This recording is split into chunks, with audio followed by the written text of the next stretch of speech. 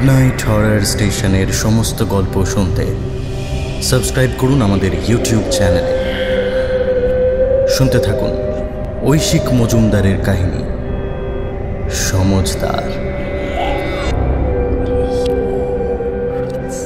ভালো মাপের শিল্পীর কদর আর কতজনই বা করতে পারে? তেমন করে মন দিয়ে শুনতে, প্রাণ দিয়ে দেখতে পারে কজন? তবে যারা পারে তাদের জন্য কি রাখা থাকে পরিণতিতে? শুনতে থাকুন ঐশিক মজুমদারের রহস্য গল্প সমজদার।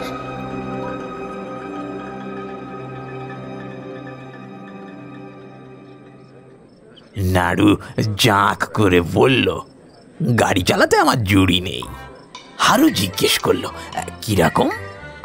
আরে কলকাতা থেকে ড্রাইভ করে কোলাঘাট চলে গেলাম 1 ঘন্টায়। নাড়ু বলল, অবশ্যই ফিরতে সময় লাগলো 4 ঘন্টা। সে কি? হারু একেবারে আকাশ থেকে পড়ল। যেতে 1 ঘন্টা লাগলে ফিরতে 4 ঘন্টা লাগবে কেন? এই অবধি বলে সম্ভবত দম নেওয়ার উদ্দেশ্যেই বক্তা একটু থামল।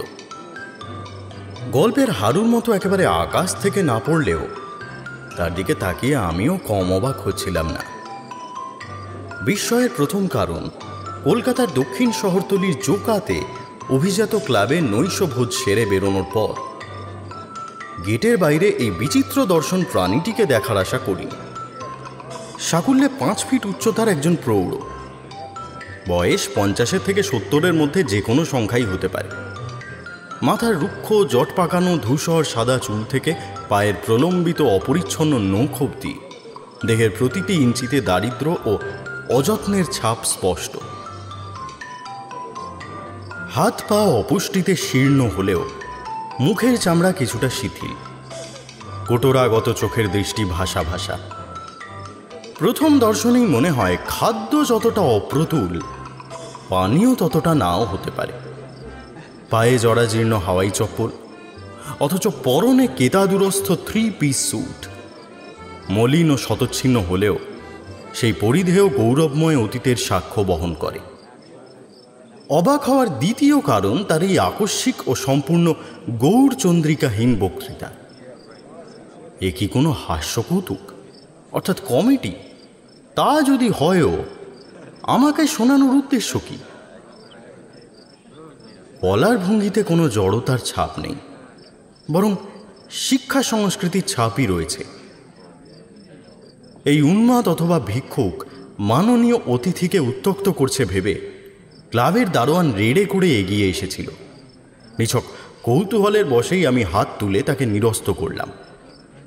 আর সেই ভঙ্গিটুকুকে প্রশ্রয়ের লক্ষণ ধরে এই আশ্চর্য কৌতুক শিল্পী তার কাহিনীর শেষাংশ বলতে শুরু করল। যেতে 1 ঘন্টা লাগলে ফিরতে 4 ঘন্টা লাগবে কেন? এই ভেবে ভেবে হারু তো হাল্লাক। তখন নাড়ুই বুঝিয়ে দিল, ফিরতে 4 ঘন্টা লাগবে না। সে আফসোস করে বলল, হতভাগারা সামনের দিকে যাওয়ার জন্য গাড়িতে 4-4খানা গিয়ার রেখেছে, অথচ পেছনের দিকে আসার জন্য মাত্র 1খানা। খুব যে উন্নত মানের রসিকতা তা বলা চলে না, আধুনিকও নয়। কারণ এখনকার অধিকাংশ গাড়িতে সামনের দিকে যাওয়ার জন্য 4-এর বেশি গিয়ার থাকে। তবুও তার বলার ধরনে এমন কিছু ছিল যাতে আমি তারিফের ভঙ্গিতে ঘাড় নেড়ে সামান্য হাসতে বাধ্য হলাম। সদাশয় সমজদার যদি এই দিনহীন নিরন্নকে কিঞ্চিত সাহায্য করে বাধিত করেন। মনটা একটু নরম হলো। হয়তো শিক্ষিত মানুষ, কপাল দোষে এই অবস্থা। পার্স থেকে একটা 50 টাকার নোট বার করেও থমকে দাঁড়ালাম। কেন জানি না হঠাৎ একটা খটকা লাগছে। এই কণ্ঠ, এই স্বরক্ষেপণ, এই ধরনের হাস্য কৌতুক, এসব কি আমার পরিচিত? কোথাও কি আগে শুনেছি বা দেখেছি? স্মৃতির হ্রদের অতল গভীর থেকে ধীরে ধীরে কি জলের উপরে ভেসে উঠতে চাইছে একটা ছোট্ট বুদবুদ। লোকটা লুব্ধ দৃষ্টিতে আমার হাতের নোটটার দিকে তাকিয়েছিল। সে কিন্তু আমার দ্বিধার অন্য অর্থ করল। হয়তো ভাবল শুধুমাত্র একটা ঠাট্টা আমি এই পারিশ্রমিকের জন্য যথেষ্ট মনে করছি না। তাই যথাসাধ্য গলা কাঁপিয়ে সে আরও একবার বক্তৃতা শুরু করল। লন্ডনের বারে এক ভারতীয় আর এক পাকিস্তানির মোলাকাত হলো। নেশার ঘরে দুজনেই বলছে হ্যান করেঙ্গে ত্যান করেঙ্গে। এ যদি বলে আমি বাঘ মারতে পারি, ও বলে আমি সিংহ। একে অপরকে টেক্কা দেওয়া চাই চাই।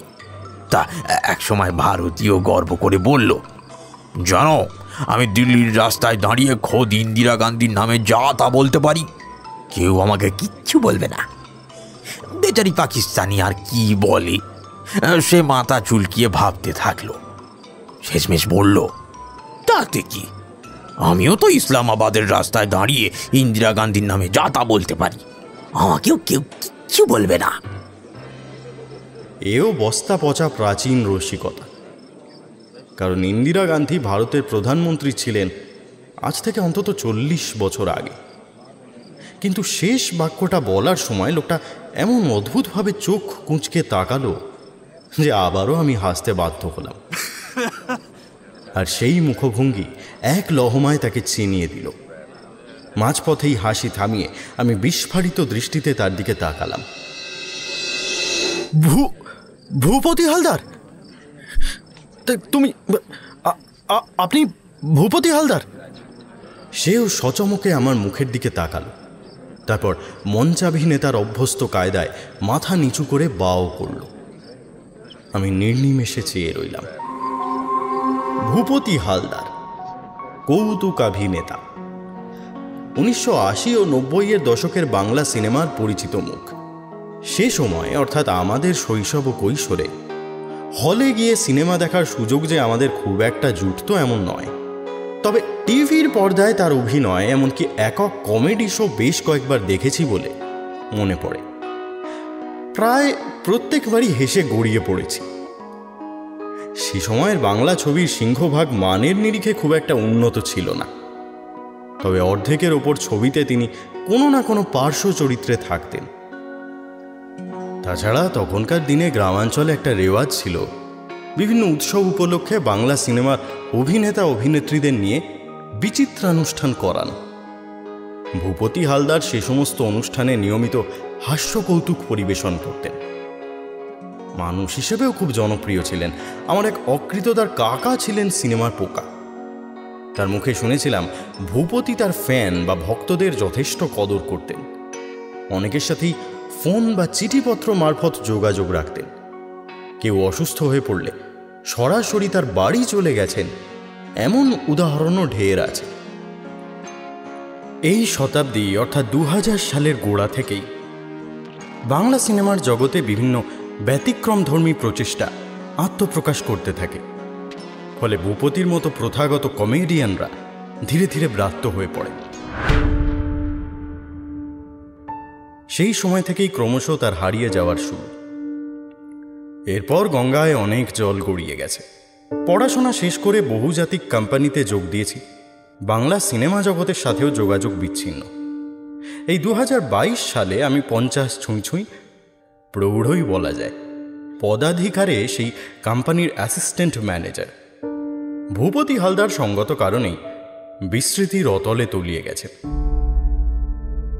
আজ এই ক্লাবে অফিসের মিটিং ও নৈশভোজ উপলক্ষে এসে তার সঙ্গে সাক্ষাৎ হবে, এ ছিল আমার কল্পনারও অগোচর।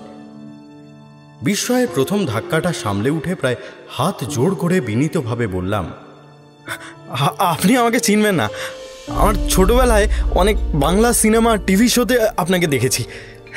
কি যে ভালো লাগতো।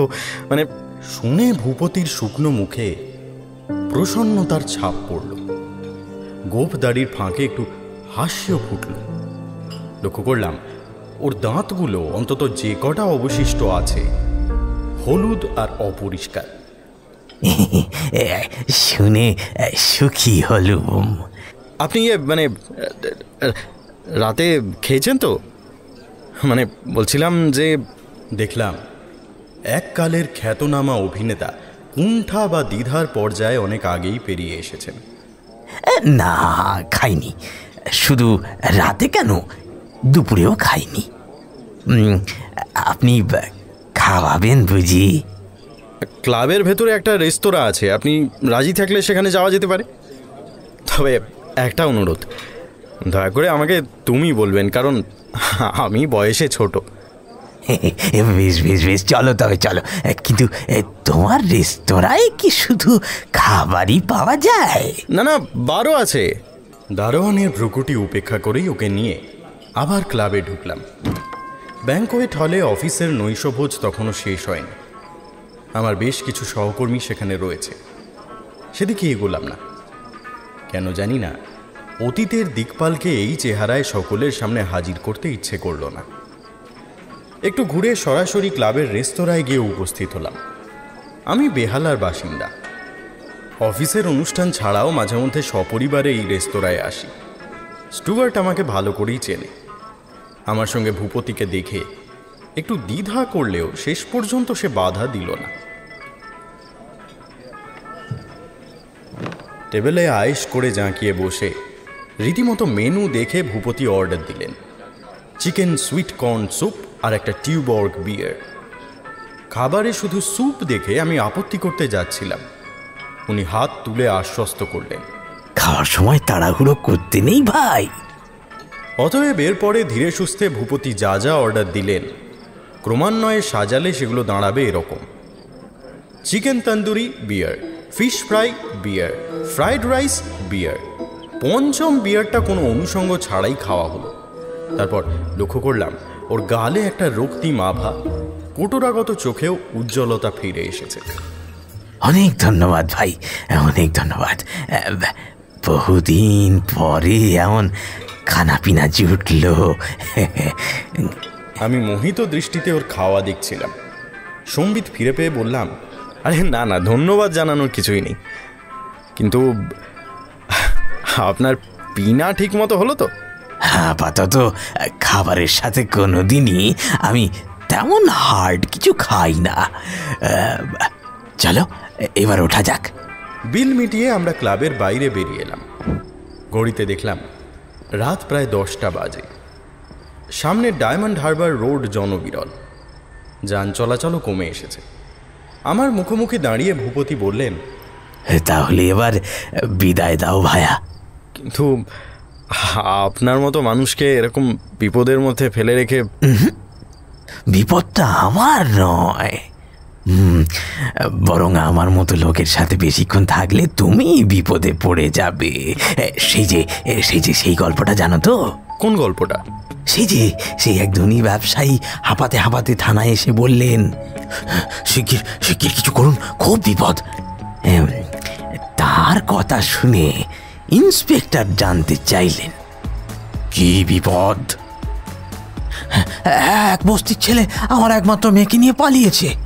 চিন্তা করবেন না স্যার, ইন্সপেক্টর অভয় দিলেন, আপনার মেয়েকে আমরা এই বিপদ থেকে উদ্ধার করব। কি মুশকিল, আমার মেয়ে বিপদে পড়েছে কে বলল? ব্যবসায়ী তো অবাক, বিপদ তো সেই ছেলেটার, জানে না তো আমার মেয়ে কি চিজ। আবারও একটা অতি সাধারণ রসিকতা ওর বলার গুণ আর চোখের কুঞ্চনে অন্য মাত্রায় পৌঁছে গেল। না হেসে থাকতে পারলাম না। ভূপতি হালদার তীক্ষ্ণ দৃষ্টিতে আমার মুখের দিকে তাকিয়ে আমার প্রতিক্রিয়া লক্ষ্য করছিলেন। একটা সন্তুষ্টির নিঃশ্বাস ফেলে পেছন ফিরে উনি পৈলানের দিকে হাঁটা শুরু করলেন। এই দাঁড়ান, কোথায় যাচ্ছেন? মানে আপনার বাড়ি কোথায়? খুব দূরে নয়, এইখান থেকে ওই মাইল খানেক হবে। আমি মনে মনে দ্রুত হিসেব কষে নিলাম। আমি নিজেই ড্রাইভ করি, এখানেও গাড়ি নিয়ে এসেছি। উনি বেহালার উল্টো দিকে থাকলেও বাড়ি যদি মাইল খানেকের ভেতর হয়, ওকে সেখানে ছেড়ে আসতে আমার অতিরিক্ত সময় লাগবে বড়জোর 8 ঘন্টা। আমি গাড়ি এনেছি, চলুন আপনাকে বাড়ি অবধি পৌঁছে দিয়ে আসি। বেশ বেশ, তাই হোক। গাড়িতে উঠে আমরা রওনা দিলাম। একটু ধীর গতিতেই চালাচ্ছিলাম। সম্ভবত অবচেতন মনে ইচ্ছে ছিল যতটা সম্ভব সময় ওর সঙ্গে কাটানো। কিছুক্ষণ পরে যে অমুখ প্রশ্নটা মাথায় ঘুরপাক খাচ্ছিল সেটা মুখে বলেই ফেললাম, তবে যথেষ্ট সন্তর্পণে। মাফ করবেন, কিন্তু আপনার এই অবস্থা কি করে হলো জানতে ইচ্ছা করছে। মানে যদিও মাঝখানে আমার বাংলা সিনেমার সাথে বিশেষ যোগাযোগ ছিল না, তবু শেষ যেটুকু জানতাম আপনি একজন সফল অভিনেতা ছিলেন। সিনেমার বাইরে স্টেজ শো কম করেননি তাহলে? আসলে এরকমটা বোধহয় হওয়ারই ছিল। এককালে রোজগার যেমন অঢেল করেছি, খরচও করেছি দেদার। তারপর বিবাহ যোগেও গোলমাল ছিল। সে কি, আপনি বিয়ে করেননি? বিয়ে করব না কেন? একবার নয়, তিনবার বিয়ে করেছি, একটাও টেকেনি। উল্টে ডিভোর্স আর খোরপোশের খরচ দিতে গিয়ে হাঁড়ির হাল। এখন তো একাই থাকি। বুঝলাম, কিন্তু তা হলেও তারপর এক সময় দেখলাম সমঝদার শ্রোতার অভাব। এই যে নতুন যেসব শিল্পীরা উঠে আসছে, তারা সত্যিকারের হাস্য কৌতুকের কিছুই বোঝে না। যত সব অশ্লীল মোটা দাগের ঠাট্টা, কথায় কথায় খেউড়ো করে কেউ কেউ। আশ্চর্যের বিষয়, লোকে সেসবেরই কদর করছে। তাই নাকি? সিনেমায় ডাক আসা কমতে লাগলো। এদিকে গ্রামের জলসাতেও জাঁকিয়ে বসলো ওই সমস্ত ভাঁড়েরাই। তারপর ভাই, ওই সামনের ওই দোকানটায় গাড়িটা একটু থামাবে? কথায় কথায় জোকা ছেড়ে পৈলানের দিকে এগিয়ে এসেছি। জনবসতিও কিছুটা কমে এসেছে। আমাদের দুধারে বড় বড় ফাঁকা জমি, অভিজাত আবাসন প্রকল্পের কাজ চলছে কোথাও কোথাও। ভূপতির ইঙ্গিত অনুসরণ করে দেখলাম রাস্তার একপাশে একটা বড় দোকান। এত রাতেও সেখানে আলো জ্বলছে। 2-4 ক্রেতার আনাগোনা। Foreign liquor shop. সামনে গিয়ে গাড়ি দাঁড় করালাম। তুমি আমার জন্য অনেক করেছো। বলছি, একটা হুইস্কির বোতল কিনে দিতে বললে খুব বেশি চাপ দেওয়া হবে কি? আসলে এরকম ভরপেট খাওয়ার পরে। দুজনে নামলাম, হুইস্কি কেনা হলো। আবার গাড়িতে উঠে ভূপতি বোতলটাকে কোলে নিয়ে সস্নেহে জড়িয়ে ধরে বসলেন। আমি স্টার্ট দিলাম।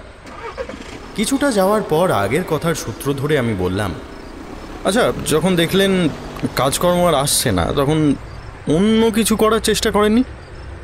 ভয় পেয়েছিলাম ওর আত্মসম্মানে লাগতে পারে, কিন্তু বাস্তবে তা হলো না।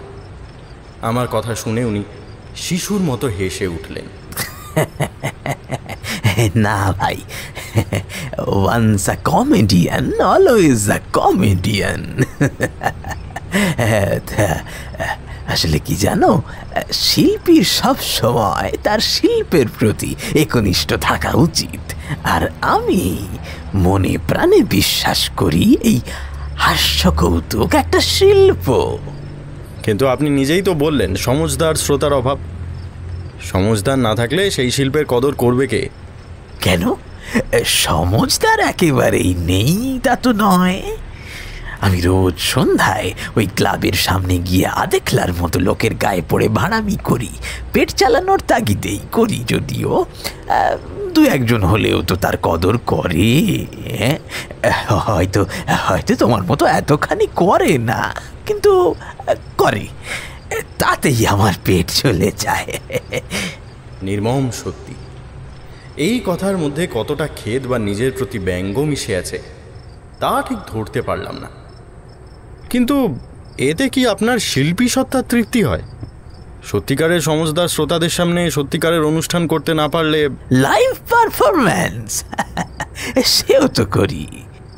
আমি হাঁ করে ওর মুখের দিকে চেয়ে রইলাম। ভদ্রলোক বলেন কি? এই দুর্বল, নিঃসঙ্গ, কপর্দক্ষিণ বৃদ্ধ অনুষ্ঠান করেন?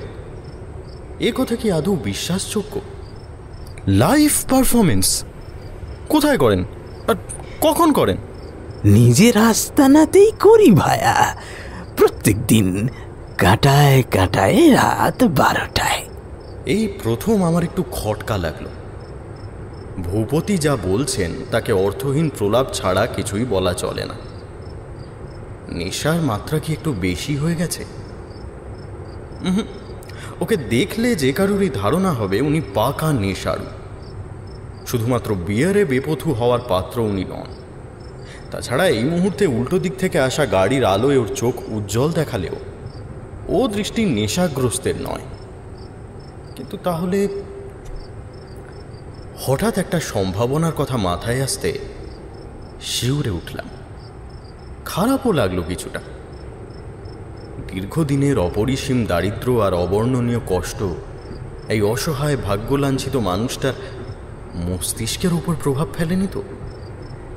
সহজ কথায় উনি অপ্রকৃতিস্থ বা উন্মাদ হয়ে পড়েননি তো? হয়তো এতক্ষণ বুঝতে পারিনি। রাত 12টায়, কিন্তু সে সময় আপনি সমঝদার শ্রোতা পান কোথায়? খুব সহজ। সমঝদারদের যে কজনকে পারি নিজের কাছেই রেখে দিয়েছি। তারা সব সময় আমার সাথেই থাকে। এতে আমার বিস্ময়ের মাত্রা আরো বাড়ল। ওর মানসিক স্বাস্থ্য নিয়ে উদ্বেগও ঘনীভূত হল। কিন্তু আর কোনো প্রশ্ন করার আগেই, বেঁধে ভাই, একেবারে বেঁধে। এই সাইড করে থামাও। এখানেই আমার ডেরা। এখানে? গাড়িটা রাস্তার ধারে নামিয়ে থামাতে থামাতে আমি ওর উদ্যত আঙুল অনুসরণ করে হতভম্বের মতো তাকালাম। আমরা যেখানে দাঁড়িয়েছি সেখানে রাস্তার পাশে বেশ বড় একটা ফাঁকা জমি, পাঁচিল দিয়ে ঘেরা। সম্ভবত এককালে কোনো কারখানা তৈরির কাজ হয়েছিল এখানে। এখন জায়গাটা পরিত্যক্ত।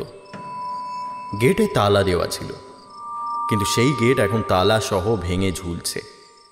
ভেতরের জমিতে একটা লোহার শেড, তার পাশে একটা ছোট দোতলা বিল্ডিং তৈরি হচ্ছিল। দুটোই অসম্পূর্ণ অবস্থায় পড়ে রয়েছে, কোথাও জনমানুষের চিহ্ন নেই। ভূপতি গাড়ি থেকে নেমে আমার কাছে বিদায় নিয়ে সাত করে ভাঙা গেট দিয়ে সেই জমিতে ঢুকে পড়লেন। আমি চলে যেতে পারতাম, কিন্তু প্রাক্তন কৌতুকাভিনেতা কি পরিস্থিতিতে থাকেন দেখার উদগ্র কৌতূহল আমাকে গাড়ি থেকে নামতে বাধ্য করল। একটু দাঁড়ান, আমিও আসছি। রাস্তার ল্যাম্পপোস্টের ম্লান আলো এই জমির অন্ধকারকে ভেদ করে বেশি দূর যেতে পারেনি। আমার সামনের সেই কালোর মধ্যে থেকে ভূপতির আহ্বান ভেসে এলো, এসো। আন্দাজে বুঝলাম তিনি ওই পরিত্যক্ত বিল্ডিংয়ের দিকে এগোচ্ছেন। মোবাইলের টর্চ জ্বালাতে সেদিকে তার ছায়ামূর্তিও চোখে পড়ল।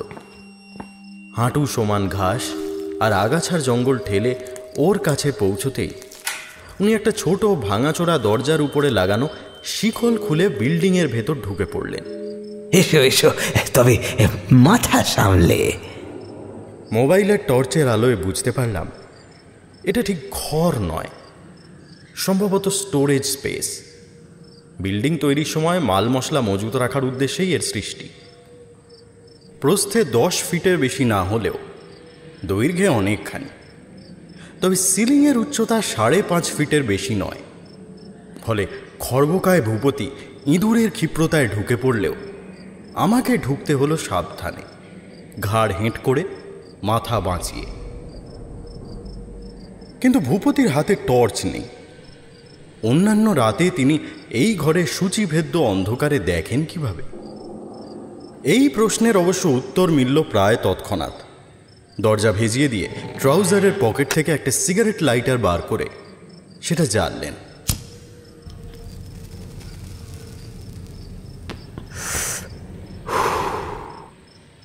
তুমি আলো দেখাচ্ছিলে বলে আগে জ্বালাইনি। এবড়ো খেবড়ো সিমেন্টের মেঝের উপর এক জায়গায় আধপোড়া একটা বড় মোমবাতি বসানো ছিল। লাইটার দিয়ে উনি সেটা ধরালেন। বদ্ধ ঘরে হাওয়া নেই, তাই কাজটা সহজ হলো। সেই আলোয় আমি চারিদিকে তাকিয়ে দেখলাম এবং শিহরিত হলাম। দিনের কুটিরে যেটুকু শ্রী থাকে এখানে তাও যেন অনুপস্থিত। এই মাঝ অক্টোবরেও একটা ভ্যাপসা গুমোট ভাব আর সোঁদা গন্ধ ঘরের ভেতর থমকে আছে।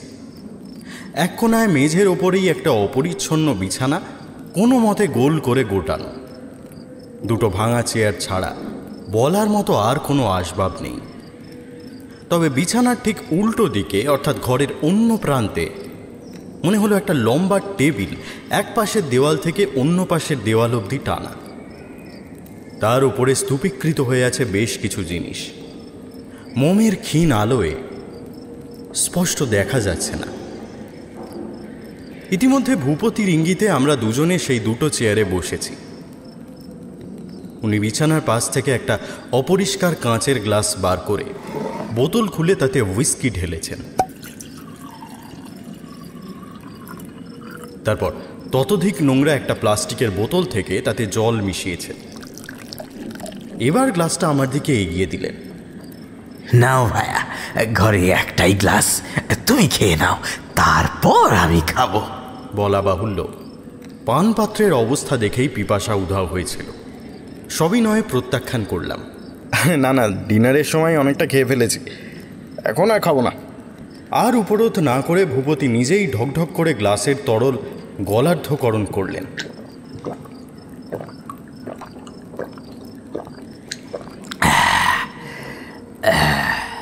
আসলে লাইভ করব তো, একটু খেয়ে না নিলে নার্ভ স্টেডি থাকবে না আর কি। এখানেই লাইভ করবেন? আচ্ছা, আমি তাতে থাকতে পারি? অবশ্যই অবশ্যই, তুমিও তো সমঝদার। ঘড়ির দিকে তাকিয়ে দেখলাম রাত 11টা বাজে। বাড়ি ফিরতে দেরি হলে ক্ষতি নেই, একবার জানিয়ে দিলেই হবে। উনি যদি সত্যিই ঘণ্টা খানেকের ভেতর এই ঘরে একক অনুষ্ঠান শুরু করেন। ঝটপট মোবাইল থেকে স্ত্রীকে ফোন করলাম। হ্যালো, শুনছো? বলছি অফিসের ডিনারে একটু দেরি হচ্ছে, তোমরা খেয়ে শুয়ে পড়ো। এটুকু বলেই ফোন কেটে দিলাম। কেন জানি না, ভূপতি হালদারের কথা স্ত্রীকেও জানাতে ইচ্ছা করল না। প্রাক্তন অথবা বর্তমান কৌতুক শিল্পী ততক্ষণে হুইস্কির দ্বিতীয় পেগ শেষ করে তৃতীয় পেগটা গ্লাসে ঢেলেছেন। মোমবাতির আলোয় ওর চোখে মুখে একটা স্বপ্নালু ভাব। বেশ করেছ ভায়া, বেশ করেছ। বাজি দেখে বলতে পারি, লাইভ দেখে হতাশ হবে না। সে তো বটেই, কিন্তু আপনার সেই সমঝদারদের কি হলো? আপনি যে তখন বললেন তারা আপনার সাথেই থাকে, কোথায় তারা? ওহো, তোমাকে তো দেখানোই হয়নি। ভূপতি গ্লাসটা একপাশে নামিয়ে রেখে উঠে দাঁড়ালেন। তারপর মেঝে থেকে মোমবাতিটা তুলে ঘরের অন্য প্রান্তের দিকে এগোলেন। আশ্চর্যের বিষয়, এতটা মদ্যপানের পরেও ওর চলনে কোনো বেপথু ভাব নেই, বরং একটা অদ্ভুত দৃঢ়তা এসেছে বলেই মনে হলো। এই দেখো, এরাই হলো আমার সমঝদার। বিমূঢ়ের মতো চেয়ে রইলাম, মুখে কথা সরল না। লম্বা টেবিলের উপর পাশাপাশি সাজানো রয়েছে বহু মানুষের ব্যবহৃত অজস্র টুকিটাকি জিনিস। টেবিলের পেছনে দেওয়ালে পোঁতা অনেকগুলো পেরেক থেকে ঝুলছে বেশ কিছু জামা কাপড়। এগুলো মানে এরা আপনার সমঝদার? কিভাবে? হ্যাঁ, এরাই। অনেক দিন ধরে একটু একটু করে এদের জমিয়েছি, এরাই আমার সমঝদার। আমি হাঁ করে ওর মুখের দিকে তাকিয়ে রইলাম। আসল কথাটা খুলেই বলি তাহলে। কেরিয়ারের একটা সময় থেকে আমি লক্ষ্য করতে থাকি, সমঝদার শ্রোতার সংখ্যা ক্রমশ কমে যাচ্ছে। পুরনোরা এক এক করে চলে যাচ্ছেন, নতুন যারা উঠে আসছে তাদের সত্যিকারের হাস্য কৌতুক বোঝার মতো রুচিবোধই নেই। এতেই আমি বিপদের আঁচ পাই। এভাবে চললে তো একসময় অডিয়েন্স বলে কিছুই থাকবে না। হ্যাঁ, তা তখনই ঠিক করে নি এদের হারিয়ে ফেললে চলবে না। আমার ফ্যানেদের সাথে বরাবরই যোগাযোগ রাখতাম।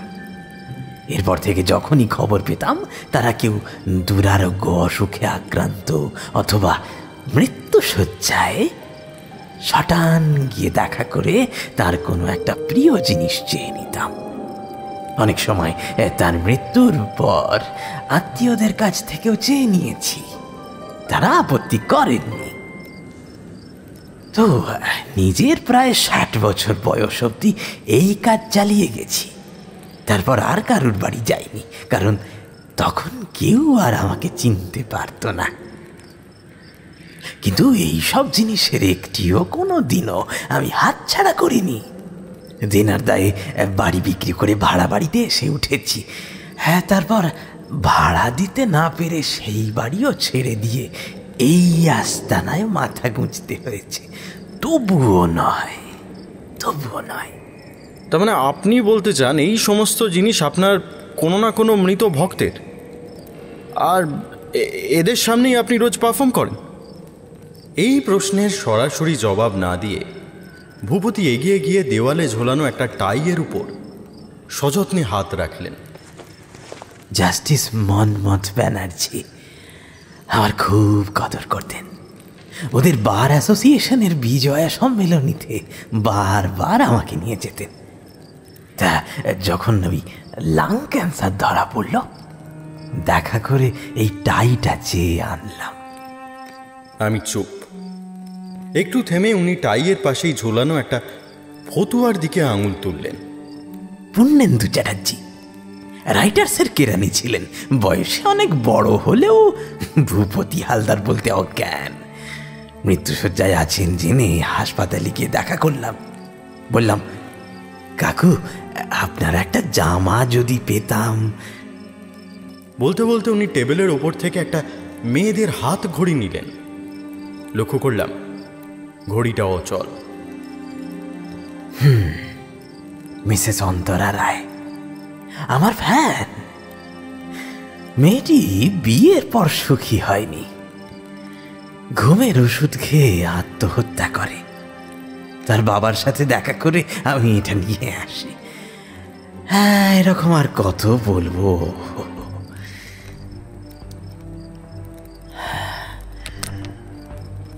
একটা দীর্ঘশ্বাস ফেলে উনি ঘড়িটা নামিয়ে রাখলেন। আমি বিহ্বল দৃষ্টিতে এই আশ্চর্য সংগ্রহের দিকে তাকিয়েছিলাম। দেওয়ালে একটা টাঙানো শাড়ি, জ্যাকেট, টেবিলের উপর পরপর শাড়ি দিয়ে রাখা ছাতা, বই, চশমা। হঠাৎ এক কোণে রাখা একটা বাচ্চাদের ড্রয়িং খাতা দৃষ্টি আকর্ষণ করল। আর এটাও কি কোনো সমজদার শ্রোতার?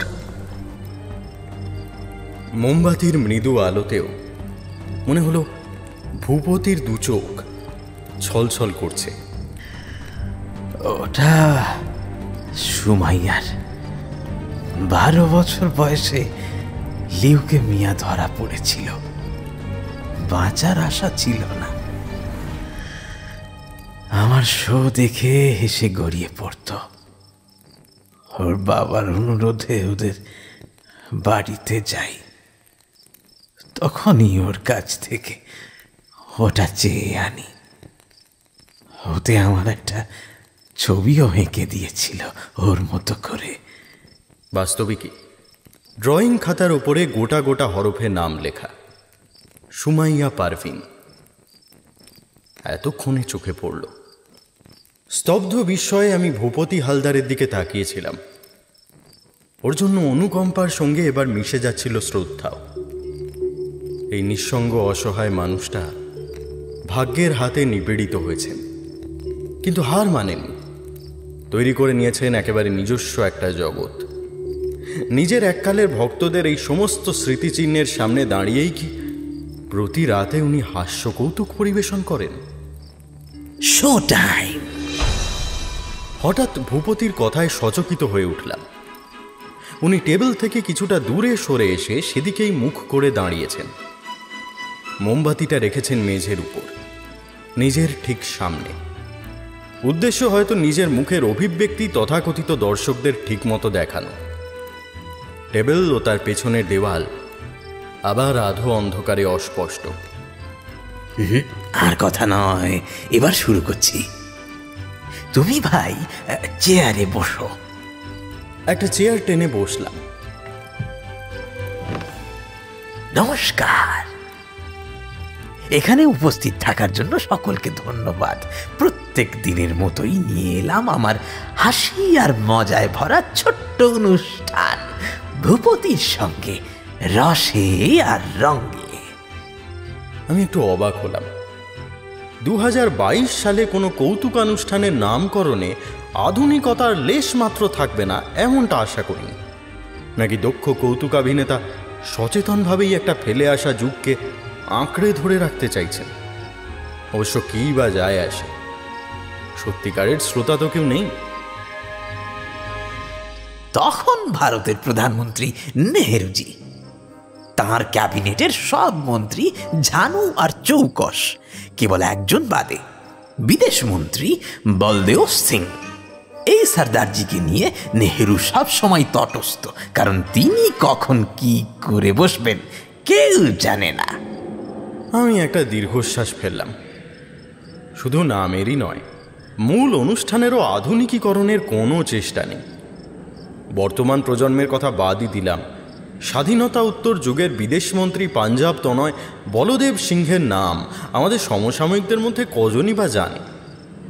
নিজেদের বুদ্ধিতে গর্বিত বাঙালি একসময় ওই বিশেষ প্রদেশের মানুষের নির্বুদ্ধিতা নিয়ে নানান রকম ঠাট্টা তামাশা করত। অনেক ঠাট্টারই কোনো বাস্তব ভিত্তি নেই, এমনকি সেগুলোকে ঠিক সূক্ষ্ম রসিকতাও বলা চলে না। এও হয়তো সেরকমই কোনো। একবার একটা ইন্টারন্যাশনাল সেমিনারে নেহেরুজির ভাষণ দেবার কথা, কিন্তু স্টেজে উঠেই তার ভুরু কুচকে গেল। সারা হলে একটা বিশ্রী দুর্গন্ধ ভেসে বেড়াচ্ছে। স্টেজ থেকে নেমে তিনি তো অফিসারদের এই মারেন কি সেই মারেন। আপনাদের জন্য বিদেশি অতিথিদের সামনে মুখ দেখানোর জায়গা থাকলো না, কোথা থেকে আসছে এই বিটকেল গন্ধ? অফিসাররা গম্ভীর মুখে জানালেন, আমাদের কিছু করার নেই স্যার। ফরেন মিনিস্টার সাহেব একজোড়া জঘন্য নোংরা মোজা পরে একেবারে সামনের সারিতে বসে বক্তৃতা শুনছেন, সেই মোজা থেকেই। এই অবধি বলে ভূপতি হালদার অদ্ভুত মুখভঙ্গি করে একটু থামলেন। বুঝলাম, পরিকল্পনা মাফিক বিরতি। একজন সম্ভ্রান্ত ও শ্রদ্ধেয় মন্ত্রীকে নিয়ে এই ধরনের ঠাট্টা কতটা রুচিসম্মত বলা কঠিন, কিন্তু ওর উপস্থাপনার গুণে আরও একবার না হেসে পারলাম না। কিন্তু মাঝপথেই আমার সেই হাসি থেমে গেল। হঠাৎ করে শুনতে বাধ্য হলাম উৎকর্ণ হয়ে, ঘরের মধ্যে জীবিত মানুষ বলতে আমরা দুজন, অথচ আরও কয়েকজনের মৃদু শ্বাস প্রশ্বাসের আওয়াজ যেন শোনা যায়।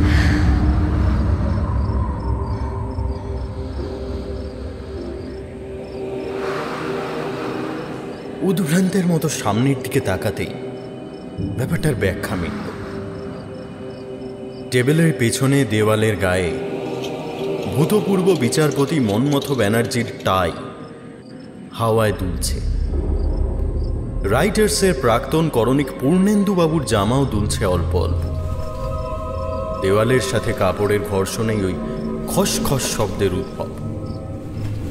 আমার চোখের সামনেই অন্যান্য জামা কাপড়গুলোও হাওয়ায় একটু একটু দুলতে শুরু করল। নিজের নির্বুদ্ধিতায় নিজেরই হাসি পাচ্ছিল। সেদিক থেকে চোখ সরিয়ে আবার ভূপতি হালদারের বক্তৃতায় মনোনিবেশ করলাম। অফিসারদের কথা শুনে নেহেরু তো রীতিমতো রেগেই আগুন। তিনি তৎক্ষণাৎ বলদেও সিংকে তলব করলেন, তোমার জন্য আমার মান সম্মান কিচ্ছু রইল না। রেগে মেগে বললেন, এক্ষুনি বাড়ি গিয়ে মোজা পাল্টে এসো, লাঞ্চের পর তোমার পায়ে আর যেন ওই মোজা দেখতে না পাই। বলদেও সিং কিছু না বলে বিদায় নিলেন। হঠাৎ একটা কথা মনে হতেই আমার কপালে বিন্দু বিন্দু ঘাম দেখা দিল। দরজা বন্ধ করার পর প্রায় মাটির নিচের এই বদ্ধ ঘরে হাওয়া তো ঢুকবার কথা নয়, ঢুকছেও না, কারণ ওই মোমবাতির শিখা নিষ্কম্প স্থির। তাহলে ওইসব জামা কাপড় কিভাবে? লাঞ্চের পরে আবার স্টেজে উঠতেই প্রধানমন্ত্রীর চক্ষু স্থির। আবার সামনের সারিতে সেই বলদেও সিং, আবার তার পায়ে সেই মোজা, হলেও আবার সেই দুর্গন্ধ। দক্ষ কৌতুকাভিনেতা আর একবার থামলেন, আর সেই সাময়িক নিস্তব্ধতার অবসরে একটা মৃদু শব্দ টেবিলের দিক থেকে এসে আমার বুকের রক্ত হিম করে দিল। আমার অনুমান যদি খুব ভুল না হয়ে থাকে, তাহলে এই আওয়াজ আসছে আত্মঘাতিনী অন্তরা রায়ের হাত ঘড়ি থেকে। কিছুক্ষণ আগে পর্যন্ত যে ঘড়ি ছিল বিকল এবং অচল। তীব্র স্নায়বিক উত্তেজনায় চেয়ার ছেড়ে উঠে দাঁড়ালাম। বেখেয়ালে ঘরের নিচু ছাদে মাথা ঠুকে গেল, আর তক্ষুনি একটা ধাতব শব্দে আঁতকে উঠলাম। পরক্ষণেই আবছা আলোয় দেখতে পেলাম টেবিলের ওপর থেকে মেঝেতে আছড়ে পড়েছে ছোট একটা স্টিলের গ্লাস। ওই আধো অন্ধকারের দিকে তাকাতে ভয় করছিল। মনে হচ্ছিল যেন ওখানে ভিড় জমিয়েছে অনেকগুলো অস্পষ্ট অবয়ব, সকলেই মগ্ন হয়ে শুনছে। ভূপতি কিন্তু নির্বিকার।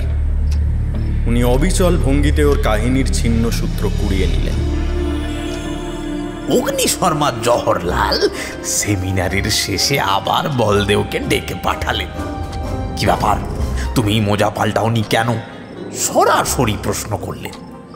বলদেও কিন্তু নির্বিকার। তিনি বললেন, পাল্টেছি তো স্যার। একটা নতুন শব্দে সচকিত হয়ে তাকালাম।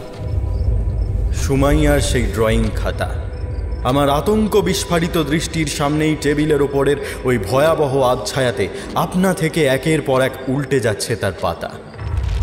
ভূপতি যেন তা দেখতেই পাচ্ছেন না। ওর ভাষ্য অব্যাহত। বললেই হলো। নেহেরু খেঁকিয়ে উঠলেন। স্পষ্ট দেখতে পাচ্ছি তোমার পায়ে এখনো সেই মোজা। জানতাম স্যার আপনি এই ভুলটাই করবেন। বলদেও অবিচল। আসলে আমার সব মোজাগুলোই এরকম দেখতে। এই জন্যই মোজা যে আমি পাল্টেছি তার প্রমাণও হাতের কাছেই রেখেছি। আমি পায়ে পায়ে পিছোতে লাগলাম। ঘরের ওই প্রান্তের জমাট সজীব অন্ধকার যেন উদ্গ্রীব হয়ে অপেক্ষা করে আছে ক্লাইম্যাক্সের, যে চূড়ান্ত পরিণতির দিকে কাহিনীকে দ্রুত এগিয়ে নিয়ে চলেছে এক বিস্তৃত প্রায় কৌতুক শিল্পীর প্রায় অপার্থিব কণ্ঠস্বর। প্রমাণ হাতের কাছেই রেখেছ? হতভম্ব নেহেরু জানতে চাইলেন, কি প্রমাণ শুনি? বলদেও সিং তার কোটের পকেটে হাত ঢোকালেন। আমি পেছন ফিরে মাথা নিচু রেখেই ঊর্ধ্বশ্বাসে ঘরের দরজার দিকে দৌড়ালাম, কারণ মন বলছে এই গল্পের সমাপ্তি প্রায় আসন্ন। ভেজানো পাল্লা ঠেলে বাইরের অন্ধকারের মধ্যে গিয়ে পড়লাম। মোবাইলে টর্চ জ্বালবার কথাও তখন মনে নেই। ঘাস আর আগাছা পাড়িয়ে ডায়মন্ড হারবার রোডের দিকে ছুটে চললাম, কিন্তু তা সত্ত্বেও পেছন পেছন ধাওয়া করে এলো ভূপতির উদাত্ত গলা। বলদেও কোটের পকেট থেকে বার করলেন এক জোড়া দোমড়ানো মোচড়ানো মোজা। বললেন, এই দেখুন মোজা পাল্টেছি। এটা প্রমাণ করার জন্য পুরনো মোজা জোড়াও আমি সঙ্গে করে নিয়ে এসেছি। দোকানে হাত চাপা দিয়ে থরথর করে কাঁপতে কাঁপতে আমি মাটির ওপরেই বসে পড়লাম। পেছনে ফেলে আসা ওই ঘর থেকে উত্তাল সমুদ্রের গর্জনের মতো আমার শ্রবণেন্দ্রিয়ের ওপর এসে আছড়ে পড়েছে এক বিচিত্র ভয়াবহ কোলাহল। বহু কণ্ঠের সম্মিলিত হর্ষধ্বনি, করতালি, পুনরাভিনয়ের অনুরোধ, কিন্তু ভূপতি হালদার মিথ্যে বলেন। সমঝদারেরা আজও ওর কদর করে।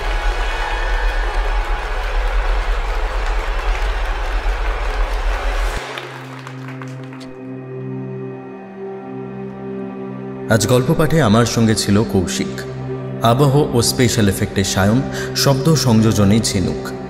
শুনছিলেন ঐশিক মজুমদারের কাহিনী সমঝদার। সবাই ভালো থাকবেন। শুভরাত্রি।